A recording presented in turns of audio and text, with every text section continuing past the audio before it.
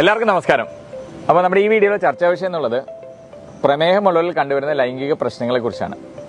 നല്ലൊരു ആരോഗ്യത്തിന് നല്ലൊരു സെക്ഷൽ ലൈഫ് വളരെ പ്രധാനപ്പെട്ടതാണ്.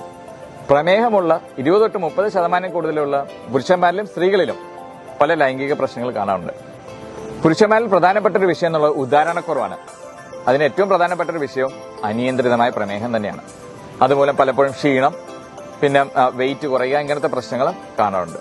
പിന്നെ നിയന്ത്രണമില്ലാത്ത പ്രമേഹം ദീർഘകാലം നിന്ന് കഴിയുമ്പോഴത്തേക്കും അത് നെർവുകൾക്കുള്ള ഡാമേജും രക്തക്കുഴൽ ബ്ലോക്കും പിന്നെ ഹോർമോൺ ലെവൽ പുരുഷന്മാരിൽ ടെസ്റ്റോസ്റ്ററോണിന്റെ അളവ് കുറയ്ക്കുന്ന രീതിക്ക് തന്നെ പോകുന്നതും കണ്ടിട്ടുള്ളതാണ്. ഇതുമൂലം ഉദാഹരണക്കുറവും വരാം. പിന്നെ പലപ്പോഴും ലോ സെക്സ് ഡ്രൈവ് കാണാറുണ്ട്. പിന്നെ ശീഘ്രസ്ഖലനം അതും പ്രമേഹമുള്ളിൽ കണ്ടുവരുന്നതാണ്. പിന്നെ അമിതവണ്ണം പ്രമേഹത്തിനൊപ്പം വരുന്ന ഒരു കാര്യമാണ്. അപ്പോൾ അതും പലപ്പോഴും ഈ പറഞ്ഞ പോലെ പല ഹോർമോൺ പ്രശ്നങ്ങളോട്ട് നയിക്കാം.